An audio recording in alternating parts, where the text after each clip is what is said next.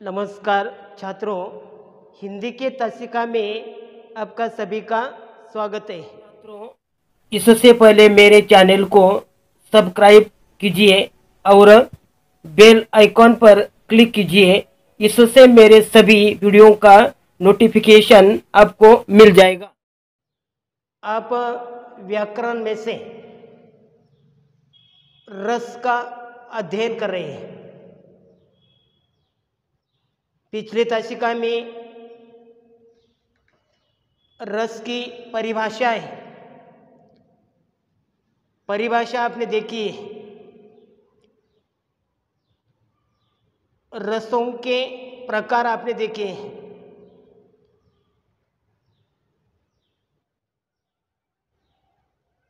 करुण रस के बारे में अपने जानकारी हासिल कर ली है।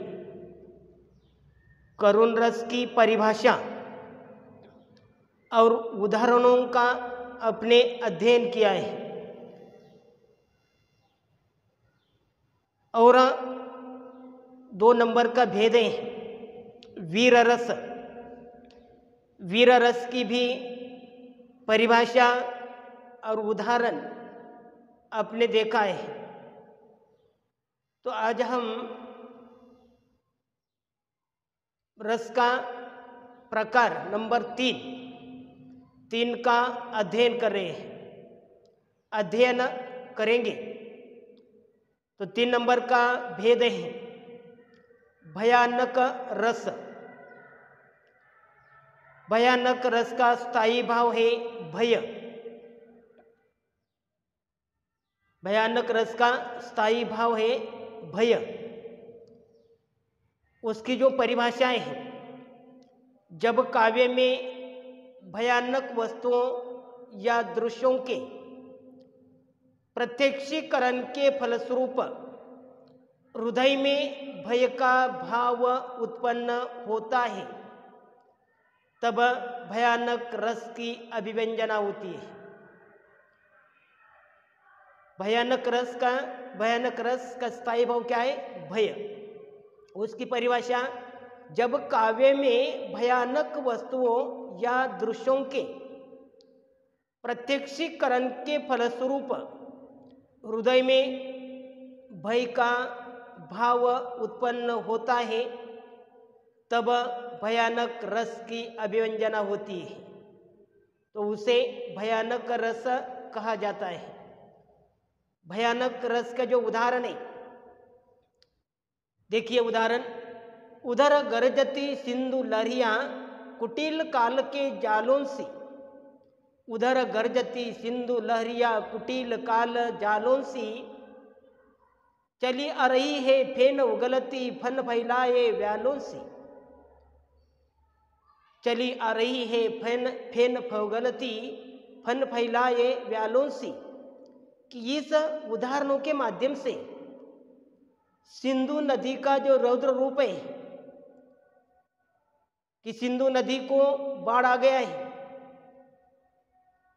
और उसकी जो लहरियां हैं कुटिल काल के समान फेन उगलती हुई फन फैलाए आ रही है। उसका यह रौद्र रूप देखने के बाद कि निश्चित रूप से हर एक मनुष्य के मन में भय की भावना निर्माण होती है, और इसीलिए यह भयानक रस कहा जाता है। कि उसका रौद्र रूप देखने के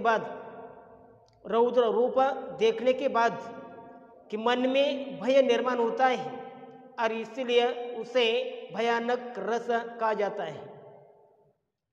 उदाहरण नंबर 2, प्रथम टंकरी झुकी सारी संसार झारी संसार। प्रथम टंकारी झुकी झारी संसार, मदचंड को दंड रशो मंडी। नवखंड को चाली अचला अचल घाली, दिगपाल बल पाली ऋषिराज के वचन परचंड को। कि इस उदाहरणों के माध्यम से कि यह भय निर्माण होता है, भय की भावना निर्माण होती है, और उसे भयानक रस कहा जाता है। बंदी बर स्वर्ग को साधी, उपवर्ग धनु भंग को स्पष्ट गए, भेदी ब्रह्मांड को। क्या देखिए कि इस उदाहरण के माध्यम से कि निश्चित रूप से भय की भावना निर्माण होती है और इसलिए वह भयानक रस की उत्पत्ति होती है और उसे भयानक रस कहा जाता है। नंबर 4 है हास्यरस। हास्यरस यानी उसका स्थायी भाव है हर्ष। हास्यरस का स्थायी भाव है हर्ष। उसकी परिभाषा है जब काव्य में किसी विचित्र वेशभूषा, जब काव्य में किसी की विचित्र वेशभूषा, अटपटी क्रियाकलाप, रूप, रंग, वाणी एवं व्यवहार को देखकर, सुनकर, पढ़कर हृदय में हर्ष का भाव उत्पन्न होता है, वहाँ हास्यरस की निर्मिति होती है। हास्यरस की स्थायी भाव हास्य है। उसकी परिभाषा है जब काव्य में किसी की विचित्र वेशभूषा, अटपटी क्रियाकलाप, रंग, रूप, वाणी एवं व्यवहार को देखकर, सुनकर, पढ़कर हमें हर्ष का भाव उत्पन्न होता है, वहाँ हास्यरस की निर्मिति होती है। ऐसा काव्य पढ़ते समय या कविता पढ़ते समय या नाटक का दृश्य देखते समय कि उसी में किसी की विचित्र वेशभूषा, अटपटी क्रियाकलाप, रंग, रूप, वाणी एवं व्यवहार को देखकर, सुनकर, पढ़कर हृदय में हर्ष का भाव उत्पन्न होता है, वहाँ हास्यरस की निर्मिति होती है और उसे हास्यरस कहा जाता है। हास्यरस का उदाहरण है मैं ऐसा शूरवीर हूँ, पापड़ तोड़ सकता हूँ। मैं ऐसा शूरवीर हूँ, पापड़ तोड़ सकता हूँ, अगर गुस्सा आ जाए तो कागज मरोड़ सकता हूँ। मैं ऐसा शूरवीर हूँ, पापड़ तोड़ सकता हूँ, अगर गुस्सा आ जाए तो कागज मरोड़ सकता हूँ कि इस उदाहरणों के माध्यम से क्या हास्य निर्माण होता है। जैसा मैं ऐसा शूरवीर हूँ, पापड़ तोड़ सकता हूँ, अगर गुस्सा आ जाए तो कागज मरोड़ सकता हूँ। पंक्तियाँ पढ़ने के बाद भी मन में हास्य का निर्माण होता है, हास्य की भावना निर्माण होता है, हास्य निर्माण होता है और उससे हास्य रस की उत्पत्ति होती है। उदाहरण नंबर 2, तंबुरा ले मंच पर बैठे, तंबुरा ले मंच पर बैठे प्रेम प्रताप, साज मिले 15 मिनट, घंटा भर आलाप, घंटा भर आलाप राग में मारा गोता, धीरे धीरे खिसक चुके थे सारे श्रोता। तंबुरा ले मंच पर बैठे प्रेम प्रताप, साज मिले 15 मिनट, घंटा भर आलाप, घंटा भर आलाप राग में मारा गोता और धीरे धीरे खिसक चुके थे सारे श्रोता। कि इस उदाहरणों के माध्यम से कि आलाप लेने वाला कि तंबुरा लेकर बैठा है और उसे 15 मिनट का समय मिला है और घंटा भर आलाप चालू कर दिया है और घंटा भर आलाप राग में मारा गोता और धीरे धीरे खिसक चुके थे सारे श्रोता। कि इस उदाहरणों के माध्यम से हास्य की जो भावना निर्माण होती है, वहाँ हास्य रस की उत्पत्ति होती है। और बाद में नंबर 5 नंबर का जो रस का भेद है वात्सल्य रस। वात्सल्य रस का स्थायी भाव है ममत्व। वात्सल्य रस का स्थायी भाव ममत्व। उसकी जो परिभाषाएं हैं, जब काव्य में अपनों से छोटे के प्रति स्नेह या ममत्व भाव अभिव्यक्त होता है, वहाँ वात्सल्य रस की निर्मिति होती है।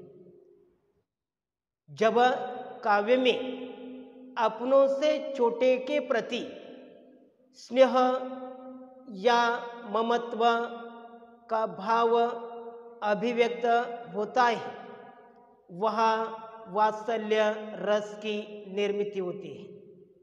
कि जब काव्य पढ़ते समय या नाटक को देखते समय या कविता पढ़ते समय अपनों से छोटे के प्रति स्नेह या ममत्व भाव की अभिव्यक्ति होती है, अभिव्यक्त होता है, वह वात्सल्य रस की निर्मित होती है। उदाहरण लिखिए, वात्सल्य रस का उदाहरण है, ठुमक चलत रामचंद्र बाजत पैंजनिया। ठुमक चलत रामचंद्र बाजत पैंजनिया, किलकी किलकी उठत धाये गिरता भूमि लटपटाए। किलकी किलकी उठत धाये गिरत भूमि लटपटाए, धाये माता गोद लेत दशरथ की रानिया। धाये माता गोद लेत दशरथ की रानिया। कि इस उदाहरणों के माध्यम से